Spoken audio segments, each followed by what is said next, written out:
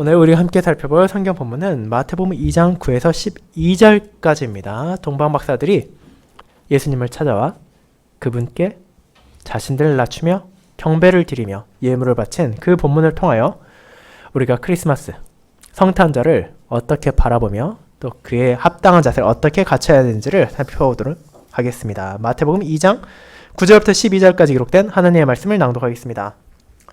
박사들이 왕의 말을 듣고 갈새 동방에서 보던 그 별이 문득 앞서 인도하여 가다가 악이 있는 곳 위에 머물러 서 있는지라. 그들이 별을 보고 매우 크게 기뻐하더라. 집에 들어가 아기와 그의 어머니 마리아가 함께 있는 것을 보고 엎드려 아기께 경배하고 보배 합을 열어 황금과 유향과 몰약을 예물로 드리니라. 그들은 꿈에 헤로데게로 돌아가지 말라 지시하심을 받아 다른 길로 고국에 돌아가니라. 아멘.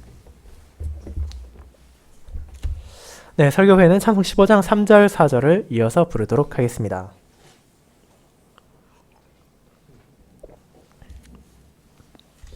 사랑하는 주 예수 그리스도 안에 있는 형제 자매님들, 크리스마스 이 날에 대해 들었을 때 여러분의 머릿속에 가장 먼저 떠오르게 되는 것은 무엇입니까? 가족이나 연인 혹은 자녀와 함께하는 또 여러 가지 활동들이 우리 머릿속에 떠올려질 것입니다. 그리고 실제로 저와 여러분도 내일 성탄절을 맞아 무엇을 할지에 대해 이런저런 계획을 세웠을 수도 있습니다. 그런데 그 모든 행동에 있어 빠지기 어려운 것이 무엇입니까? 그것은 선물입니다. 어느샌가 성탄절은 선물 없이는 설명하기 혹은 묘사하기 어려운 날이 되어가고 있습니다. 연인끼리 사랑을 말하며 서로 선물을 주고받습니다. 가족끼리 친애를 나타내며 선물을 교환하기도 합니다. 또 많은 부모들은 선물을 기대하는 자녀들을 실망시키지 않기 위해 또 그들이 바라는 물건을 사기 위해 아마 지금 이 순간에도 상점을 전전하고 있을 것입니다. 동서양을 가리지 않고 어느샌가 이런 문화가 세상을 지배하고 있을 뿐 아니라 이를 더욱더 부추기는 기업들의 광고와 마케팅은 우리로 하여금 도저히 선물 없이는 이 날을 마치 보낼 수 없을 것처럼 생각하게 만들기도 합니다. 그리고 이런 풍조의 영향을 받는 것은 세상의 불신자만이 아니라 교회를 다니는 성도, 그리고 더 가까이 저와 여러분도 마찬가지입니다. 많은 신자들은 이것이 어떤 문제도 없다고 생각하며 그저 세상과 함께 즐거운 연말의 분위기를 즐기며 이 날을 보내기도 합니다. 그렇다면 그것이 정말로 합당한 것입니까? 물론 저는 사랑하는 이들과 선물을 교환하는 것을 해서는 안 된다고 말하고자 하는 것이 아닙니다. 하지만 신자라면 최소한 그 날에 우리가 무엇을 기념해야 하는지를 잊지 말아야 하고 그 날의 의미에 적합한 마음으로 서로 간의 사랑을 나눠야 할 것입니다. 그렇게 저는 많은 이들이 잊어버렸고 의식적으로 외면하고 있는 성탄절의 의미를 되새기고 그 날에 예수 그리스도께 경배하며 바쳐진 선물이 우리들에게 무엇을 가리키며 실제로 그 어떤 귀한 선물보다 더 값지고 아름다운 것을 우리에게 주신 하나님의 은혜를 함께 돌아보려 합니다. 저는 그리스도의 탄생을 기념하는 이 주일을 맞아 이를 전하는 마태복음 2장의 본문을 크리스마스 선물이라는 제목으로 설교하고자 합니다. 그리고 앞서 말씀드린 두 부분을 토대로 그날 박사들이 바친 선물과 하나님께서 우리에게 주신 선물이 무엇인지를 살펴보고 그렇다면 우리가 어떤 자세로 이 날을 보내며 또 서로를 향해 사랑을 나누는 것이 합당한지를 고백하기를 소망합니다. 이를 첫 번째, 왕의 탄생을 경배하며 바쳐진 선물, 두 번째, 자신의 아들을 통해 가장 큰 선물을 주신 하나님이라는 두 가지 대지로 나누어 살펴보겠습니다. 먼저 첫 번째, 왕의 탄생을 경배하며 바쳐진 선물입니다. 형제자매 여러분, 오늘 우리가 함께 읽은 마태복음 2장의 이 전반부는 예수 그리스도의 탄생에 관한 연속되는 내용 중에 하나이며 많은 사람들에게 사랑을 받는 구절이기도 합니다. 여러분들 어린 시절에 교회를 다녀보셨다면 동방박사 분장을 한 사람들이 어린 예수님을 경배하며 선물을 바치는 연극을 하는 것을 보셨을 수도 있고 지금 이 순간에도 여전히 많은 교회에서는 이 장면을 묘사한 그림을 붙여놓거나 혹은 연극을 계속해서 하고 있습니다. 그 정도로 이 내용은 기독교적 영향을 받은 문화권에 있는 사람이라면 심지어 교회를 다니지 않는 사람이라더라도 최소한 한두 번은 보았을, 한두 번쯤은 생각해 보았을 아주 친숙한 장면을 그리고 있습니다. 그렇지만 어떤 성경 본문이 잘 알려져 있다는 것과 그것이 바르게 이해되고 있다는 것에는 상당한 거리가 있습니다. 유명인이 아무리 많은 사람들에게 낯익어 보인다 하더라도 정작 그 사람이 무슨 생각을 하고 어떤 사람인지 아는 사람은 가까운 극소수에 불과한 것처럼 많은 성경 본문 또한 유명해지면 유명해질수록 정작 그 안에 무슨 내용이 담겨 있으며 이를 통해 하나님께서 그분의 백성들에게 무엇을 전하고자 하시는지는 왜곡되고 잊혀지기 쉬운 것입니다. 그리고 이는 오늘 본문도 마찬가지입니다. 일부 사람들은 오늘 본문을 근거로 해서 성탄절에 가족들이 선물을 주고받는 것을 합리화하기도 합니다. 하지만 정작 이 내용을 세심하게 살펴본다면 여기서 말하고자 하는 것이 그런 선물에 대한 것이 아니라는 것을 우리는 알게 될 것입니다. 그렇다면 이 본문은 동방박사들이 바친 예물에 대해 무엇을 말하고 있습니까? 이를 바르게 이해하기 위해서 먼저 그에 앞선 마태복음의 내용을 살펴볼 필요가 있습니다. 여러분에게도 익숙할 흔히들 사복음서라 불리는 마태복음, 마가복음, 누가복음, 요한복음은 각각 그리스도의 탄생에 대해 다른 접근법을 취하고 있습니다. 마가는 예수 그리스도의 출생은 다루지 않고 그분의 공적인 사역으로부터 시작하며 누가는 그분의 탄생을 구주, 구원주께서 오신다는 측면을 강조하며 다루고 있습니다. 그리고 요한은 영원하신 하나님, 태초부터 계신 말씀이 이 땅에 오신 것이 얼마나 놀라운지에 집중하고 있습니다. 그렇다면 오늘 우리가 읽은 마태복음은 어떻습니까? 그는 예수 그리스도의 탄생을 다윗 왕가의 계보를 이어 이 땅에 온 위대한 왕이라는 점에 초점을 맞추고 있습니다. 그렇게 마태복음 2장만 하더라도 진정한 왕으로 오신 예수 그리스도와 세상의 권력에 탐닉한 헛된 왕인 헤롯과의 대조가 이어지는 것입니다. 그리고 이런 위대하신 왕으로서 예수 그리스도라는 관점에서 우리는 오늘 본문도 바라보게 됩니다. 우리는 동방박사들이 실제로 어떤 나라에서 무엇을 하는 사람인지에 대해 정확하게 알 수는 없습니다. 하나님께서 우리에게 그 사실을 전해주신 않으셨기 때문입니다. 비록 그런 정보들이 사람의 호기심을 자극할지언정 우리의 구원과 연관이 있는 것은 아니기에 우리는 주어진 하나님의 뜻을 감사히 받아들일 뿐입니다. 다만 하나님께서 전해주신 내용 안에서도 몇 가지 알 수 있는 것들이 있습니다. 그들은 과거 페르시아나 바벨론이 위치했던 이스라엘의 동쪽 지역에서 온 사람들이고 그들의 직업을 박사라 칭할 때 이 박사는 우리가 생각하는 석사를 딴 이후에 박사 자격을 취득하는 그런 박사가 아니라 당시에 아마도 점성술사 혹은 천문학자인 사람들 혹은 그 두 가지 직업이 합쳐진 직분에 종사했을 것이라는 점입니다. 과거에는 점성술과 천문학이 밀접하게 연관되어 있었으며 별을 바라보며 나라의 기륭을 점치는 것은 우리나라까지 포함해서 대부분의 나라에서 흔한 일이었습니다. 그렇게 이스라엘의 동쪽 지역에서 별을 보며 자신들의 일을 하던 사람들이 무엇을 발견했습니까? 한 별을 발견했습니다. 그리고 그들은 그 별이 범상한 것이 아니라는 것을 즉각적으로 알게 되었습니다. 그것은 유대인의 왕의 탄생을 가리키는 별이었고 그들은 어떤 이유에서건 그 사실을 확신할 수 있었습니다. 그렇게 그들은 최소한 몇 개월에 걸친 기나긴 여정을 나섰습니다. 그 위대한 왕이 자신들을 경배를 받을 자격이 있다고 믿었기 때문입니다. 그렇게 그들은 먼 길을 떠나 마침내 예루살렘, 유대인들의 수도에 도착했습니다. 자연스럽게 그들은 그곳에서 더 많은 정보를 얻으려 했습니다. 그리고 이를 위해 예루살렘에 있는 유대인들에게 유대인의 왕으로 나시니가 누구냐라고 물어본 것입니다. 이방인은 자신들이 알 정도의 표식이 나타났는데 당연히 유대인들이라면 자신들이 왕이 태어났다는 것을 알 것이라 생각했기 때문입니다. 하지만 이는 헤로드 왕가 온 예루살렘을 소동하게 만들었습니다. 그들은 이 사실을 깨닫지 못했기 때문입니다. 결국 이 소식을 들은 헤롯은 당대의 모든 대제사장들과 서기관들, 즉 성경에 대해 가장 잘 알고 있는 사람들을 불러 모아서 이 사실의 진위를 파악하고자 했습니다.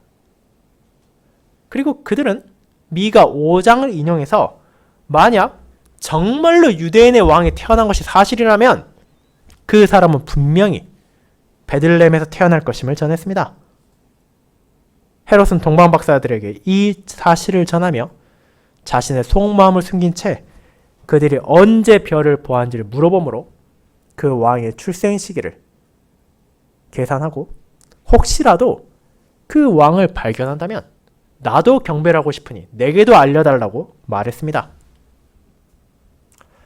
그렇게 이 동방에서 온 사람들은 헤롯의 악한 마음을 알 수는 없었지만 그가 준 정보는 실제로 그들에게 도움이 되었습니다. 그들은 왕의 말을 듣고 가는 중 자신들이 발견한 별이 그 길을 인도했을 뿐 아니라 심지어 아기가 있는 곳에 멈춰선 것을 보게 된 것입니다. 그리고 이것은 우리가 알고 있는 일반적인 별의 움직임에서는 결코 있을 수 없는 일입니다. 혜성과 같은 것은 한 방향으로 나아갈 뿐 결코 멈춰서진 않으며 그 외의 별들은 움직이지 않은 채 자신들의 자리를 지키고 있을 뿐이기 때문입니다. 그렇게 어떤 별이 사람들을 인도하다가 멈춘다는 것은 하나님께서 특정한 뜻을 이루기 위해 사용한 특별한 이적일 수밖에 없습니다. 그렇게 그런 놀라운 사역을 보게 된 이들은 매우 크게 기뻐하고 기뻐했습니다. 마침내 그들의 여정의 목적지, 자신들이 경배하기 위해 찾아온 유대인의 왕이 탄생한 것을 마주할 수 있게 되었기 때문입니다. 그들은 확신에 차서 마리아와 아기가 있는 집을 방문했고 그 자리에 엎드려 태어난 왕을 향해 경배하고 그들이 가져온 보화를 바쳤습니다. 그것은 황금, 유향, 모략이라는 세 가지 품목들이었습니다. 그런데 이 품목들이 무슨 의미를 지니고 있습니까? 가장 먼저 우리가 생각할 수 있는 것은 그 모든 것들이 값비싼 것이라는 점입니다. 그런데 사실 이 선물들이 가진 의미는 가격에 있는 것이 아니라 그것들이 무엇을 가리키는지에 있습니다. 가장 먼저 금은 무엇을 가리킵니까? 물론 우리는 금에 대해 들을 때 값을 생각할 수밖에 없습니다. 하지만 금이 그렇게 비쌀 수밖에 없는 이유는 무엇입니까? 다른 귀금속들과 달리 금은 시간이 지나도 변하지 않기 때문입니다. 그렇기 때문에 이 금은 여러 나라에서 왕의 권세를 상징하는 대표적인 물건이었습니다. 왕들은 금으로 자신을 감싸는 왕관을 만들고 옷을 장식했으며 건물을 치장했습니다. 그렇게 함으로써 자신들의 권위가 변하지 않을 것임을 드러내고자 한 것입니다. 그리고 우리는 그런 금의 변하지 않는다는 속성이 성경 안에서도 사용된다는 것을 알 수 있습니다. 가장 대표적으로 여러분은 그것을 장막과 성전에서 발견하게 됩니다. 금은 하나님을 예배하는 데 사용되는 중요한 물품들의 변질을 막고 그것이 가리키는 하나님의 영원하심을 가리켰습니다. 그렇기에 언약궤를 비롯하여 제단과 같은 수많은 품목들은 금으로 덮여 있었고 금으로 된 장식을 붙이고 있었습니다. 그뿐 아니라 그런 금은 그런 하나님의 종으로 세워진 자, 그분의 백성을 다스리고 지키는 이스라엘의 왕을 위해 사용된 귀금속이기도 합니다. 그에 이어 묘사된 유향 역시 예수 그리스도께서 어떤 분이신지와 관련이 있습니다. 유향은 말 그대로 향기를 내는 향료입니다. 그것은 비단 비쌀 뿐 아니라 여러분이 쉽게 인지하기 어려운 성전 예배에 있어서도 빠질 수 없는 품목이었습니다. 여러분이 올해 들으셨던 레이 설교를 떠올려 보신다면 이를 기억할 수 있습니다. 특별히 소제를 바칠 때 이 유향은 함께 사용된 것이었고, 그리고 하나님의 거룩함을 가리키기 위해 언약궤 앞에 항상 비치해야 하는 향을 만들 때도 포함되어야 하는 것이었습니다. 이 유향의 향기는 그곳에 나오는 이스라엘 백성들로 하여금 하나님을 기억하게 만들고 그분의 거룩함 앞에 자신을 낮추게 하는 것이었습니다. 그리고 마지막으로 나오는 관유 역시, 모략 역시 유향과 마찬가지로 성전 예배에서 필요한 품목이었습니다. 그것은 관유를 만드는 데 사용되었습니다. 이 관유, 조금 낯설어 보일 수 있습니다. 하지만 그것은 여러분에게 완벽하게 낯선 것은 아닙니다. 여러분은 왕이 혹은 선지자나 혹은 제사장이 직분에 취임할 때 머리에 기름을 발랐다는 기록을 볼 수 있습니다. 그리고 이 관유는 바로 그런 직분자의 임직을 위해 머리에 바를 때 쓰이는 기름이었고, 동시에 장막과 성전에 있는 제사와 예배를 위한 도구에 발라서 거룩한 물건들을 일상적인 물건과 구별하는 데 사용되기도 했습니다. 그렇게 모략도 예수님께서 어떤 분으로 이 땅에 오셨는지를 보여주는 역할을 하게 됩니다. 물론 동방 박사들이 이 모든 배경을 알고 황금과 유향과 모략을 가져오진 않았을 것입니다. 그들은 창세기 43장에서 이스라엘이 애굽으로 가는 자신의 아들들에게 그 땅에서 가장 귀한 것을 가지고 총리에게 바치라고 한 것처럼 그저 자신들이 생각할 때 위대한 왕에게 합당해 보이는 귀한 물품들을 가져온 것일 수도 있습니다. 하지만 그렇다고 해서 이 품목들이 가진 의미가 사라지는 것이 아닙니다. 이는 왕에게 바쳐질 만한 것들이었고, 그것들은 결국 유대인의 왕으로 오신 예수 그리스도께서 성전의 예배와 제사가 가리키는 바로 하나님과 결코 떨어질 수 없는 왕이라는 것을 가리키는 선물이었습니다. 그분은 참된 왕으로서 이 땅에 오셨습니다. 하지만 그분께서는 세상에 있는 수없이 많이 나타나고 사라지는 평범한 왕 중에 한 명으로서가 아니라 언약 백성이 예배를 통해 계속해서 교통하던 참 하나님이시자, 동시에 그분의 기름 부음을 받은 자 그리스도로 이 땅에 오신 것입니다. 그분께서는 자신의 권력과 부를 추구하며 백성을 학대하는 이방 왕들과 달리 하나님께서 택하신 왕으로서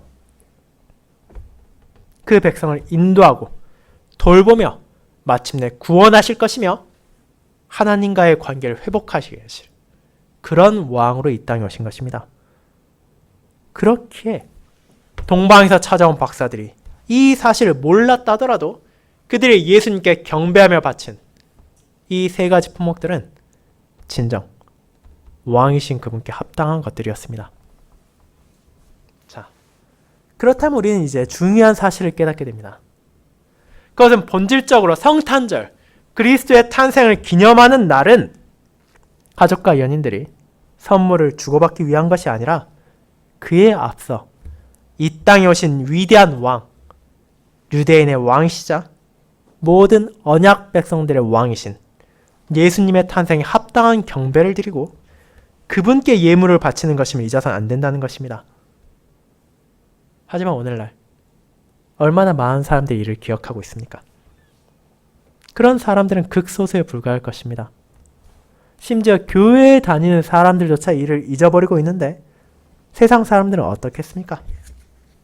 이 날은 점점 더 세상의 방식으로 기념되고 있고 물질주의를 극도로 반영하는 날이 되어가고 있으며 가진 자와 가지지 않은 자의 차이를 증폭시키는 날로 변해가고 있습니다. 그것이 과연 성탄절, 그리스도의 탄생을 기념하는 날에 합당한 자세인지를 우리는 생각해 볼 필요가 있습니다. 사랑하는 형제자매 여러분, 그렇지만 저는 앞서 말씀드린 것처럼 저와 여러분이 사랑하는 가족이나 이웃들에게 선물을 주는 것을 금지해야 한다고 말하는 것은 아닙니다. 우리는 내일 아침 이런 행동을 할 수도 있고 하는 것이 유익할 수도 있습니다. 단 한 가지 사실만을 기억한다면 그런 행동에는 어떤 문제도 없습니다. 그것은 내가 이 선물을 어떤 이유로 나누고자 하는지를 살펴야 한다는 것입니다. 만약 그 동기가 인간적인 생각, 물질적인 이유, 세속적인 배경에 기인한 것이라면 굳이 성탄절만이 아니라 하더라도 그런 선물을 주고받는 것은 언제라도 적합한 것이라 할 수 없습니다. 하지만 하나님께서 내게 베푸신 크신 은혜를 기억하며 그분께 감사하며 내게 주신 선물들을 나누는 것은 성탄절을 기념하는 데 합당한 방식일 뿐 아니라 다른 날이라 하더라도 우리가 얼마든지 할 수 있으며 사실은 잊지 말고 해야 하는 나의 이웃을 사랑하는 방편일 것입니다. 그렇게 우리는 매해마다 크리스마스를 기념할 때 올해에는 어떤 선물을 나눌지에 대한 생각이 앞서서 그런 선물을 내가 나눌 수 있도록 우리에게 사랑을 베푸신 예수 그리스도, 우리의 위대하신 왕께 자신을 낮추며 우리의 마음과 뜻을 다해 그분을 찬양하고 경배하도록 해야 할 것입니다. 그렇게 한 후에 그분을 향한 감사를 마음에 품고 그분께서 주신 선물들을 서로를 향한 사랑으로 나누는 신자라면 자연스럽게 우리가 이 땅에서 그분께 바칠 수 있는 그 어떤 귀한 예물보다 더 크고 더 아름다우며 더 소중한 선물을 사실은 하나님께서 우리에게 먼저 주셨다는 것을 깨닫게 될 것입니다. 그것이 두 번째, 자신의 아들을 통해 가장 큰 선물을 주신 하나님으로 이어집니다. 성도 여러분, 이렇게 그리스도의 탄생을 기념하며 예물을 바친 동방박사들의 모습이 오늘날 세상이 생각하는 선물을 교환하는 모습과 상당히 다르다는 것을 우리는 알게 되었습니다. 이제 우리 역시 위대한 왕께서 이 땅에 오셨음을 기억하며 그분 앞에 자신을 낮추고 세상의 수많은 통치자 가운데 한 명이 아니라 유대인의 왕이자 언약 백성의 왕, 하나님께서 택하신 기름 부음 받은 자로서 예수 그리스도께서 오셨음을 감사하는 것이 마땅합니다. 그리고 그런 감사는 결국 우리가 서로 나눌 수 있는 모든 선물도 하나님께 바칠 수 있는 모든 예물까지도 사실은 하나님께서 우리에게 먼저 주신 선물이기에 가능하다는 것을 기억하게 합니다. 이런 말을 들었을 때 많은 사람들이 의문을 품을 수도 있습니다. 아무리 보아도 이 마태복음 2장에 나오는 것은 사람들이 하나님께 경배하고 예물을 바치는 것이지 어디를 보아도 하나님께서 그들에게 무언가를 주었다라는 느낌은 들지 않기 때문입니다. 그렇지 않습니까? 그런데 잘 생각해 보시기 바랍니다. 일반적으로 세상의 왕들은 자신을 찾아와 무릎을 꿇고 조공을 바치는 사신을 만난다면 의례적으로 그들에게 답례품을 주기 마련입니다. 그리고 많은 경우 그런 답례는 자신의 능력과 인덕을 드러내기 위해 실제로 그들이 나에게 준 것보다 더 가치 있는 것을 주기 마련입니다. 그런데 예수님께서는 어떠십니까? 이 시점에서 그분은 막 태어난 갓난아이가 아니라 이미 태어난 지 약간은 지났을 무렵입니다.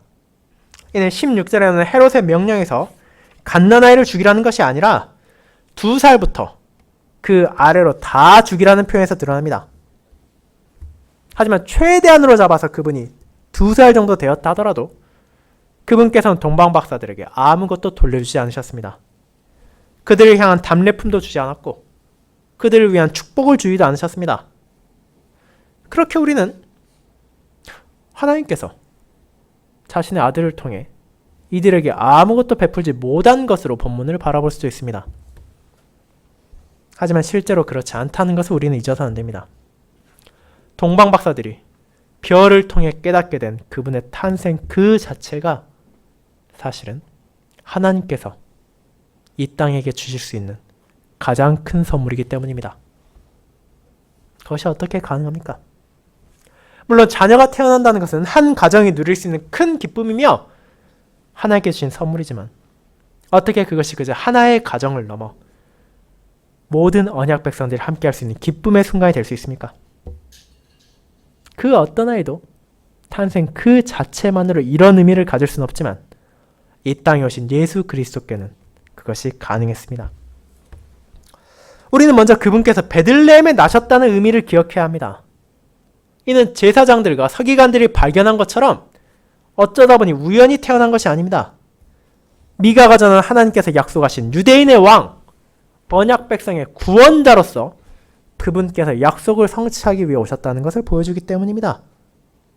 그리고 사실 이는 미가를 통해서만 전해진 것이 아닙니다. 예수님께서 이후에 직접 말씀하셨던 것처럼 구약의 모든 말씀들은 다양한 방식으로 그분을 가리키고 있었기 때문입니다. 누군가는 자신의 직분으로 예수님을 가리켰고 누군가는 자신의 출생을 통해 여자의 후손에 대한 약속을 상기시켰으며 누군가는 주님의 말씀을 선포함으로 언약 백성들이 오실 메시아에 자신들의 소망을 두게 했습니다. 그뿐 아니라 구약의 다양한 절기들 그리고 성전에서 이루어지는 제사와 예식들도 그분을 향하고 있었습니다.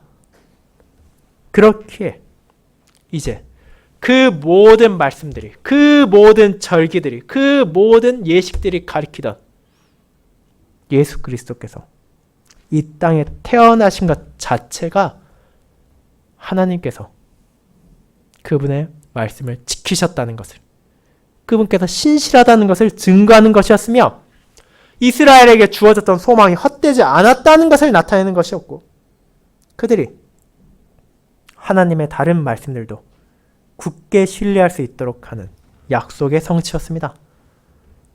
그것은 분명 그 누구도 아닌 하나님께만 베풀 수 있는 선물이었고 언약 백성들이 간절히 필요로 하던 큰 은혜였습니다. 그뿐 아니라 우리는 하나님께서 이 선물을 주신 것이 어떤 의미인지를 이 땅에 태어나신 예수님의 측면에서 바라볼 필요도 있습니다.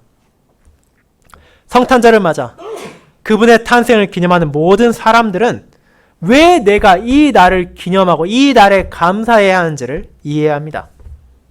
그것은 바로 예수님께서 하나님의 약속을 성취하기 위해 이 땅에 오셨을 뿐 아니라 그를 위해 그분께서 얼마나 큰 희생을 하셨는지를 알아야 한다는 것입니다. 우리 중 그 누구도 내가 지금 가지고 있는 것을 내려놓기를 힘들어합니다. 권력을 가진 사람은 어떻게든 하루라도 더 오래 권력을 붙잡기 위해 노력하고 부를 가진 사람은 자신의 부를 더 늘리기 위해 온갖 수단을 강구하며 명예를 가진 사람은 자신의 이름을 더럽히지 않기 위해 최선을 다할 것입니다. 그것은 바로 우리 자신의 모습입니다.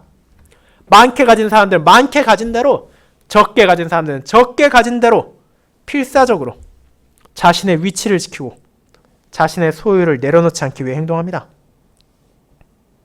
하지만 예수님께서 이 땅에 오신 것은 진정 한없는 낮아지심이었습니다.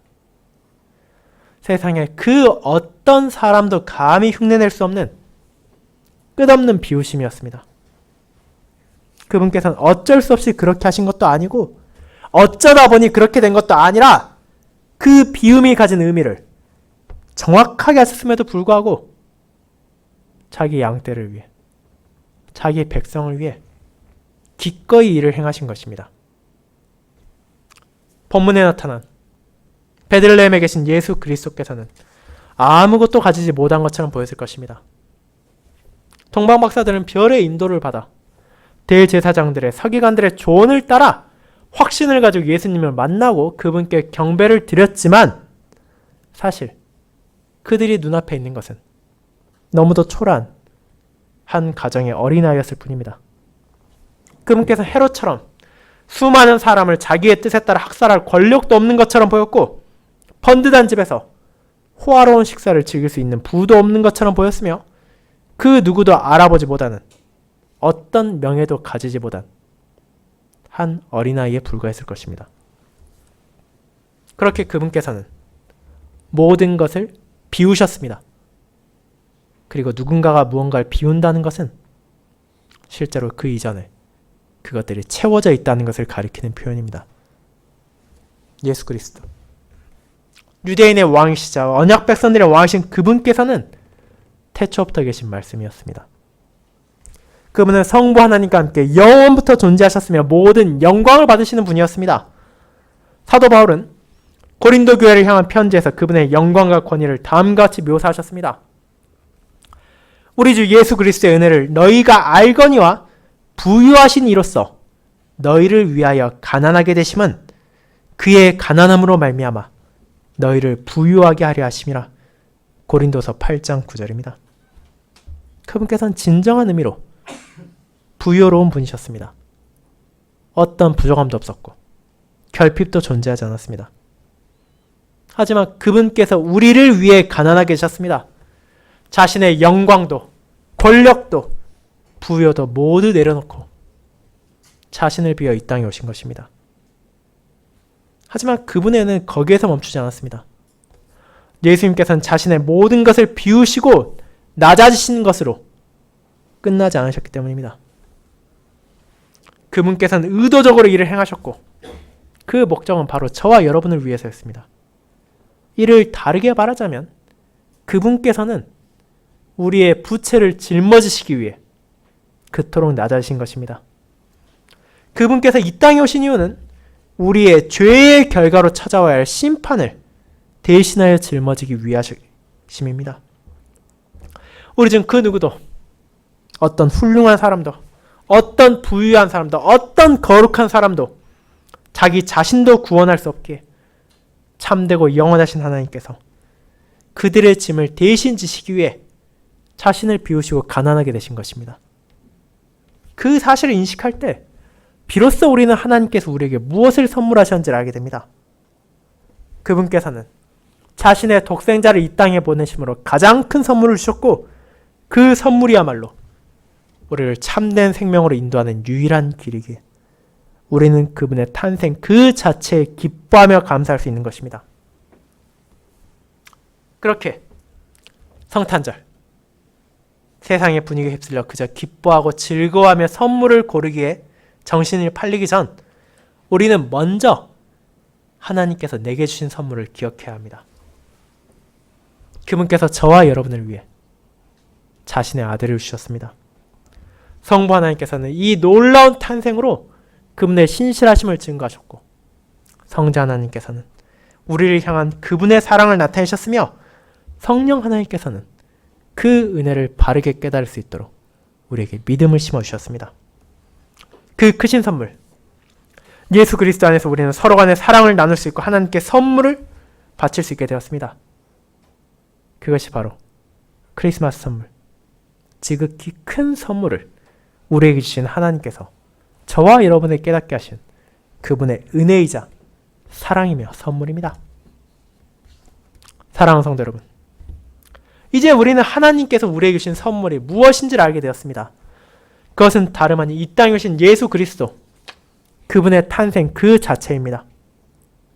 하나님은 이를 통해 우리가 세상에 그 누구에게서도 찾을 수 없는 선물을 주신 것입니다.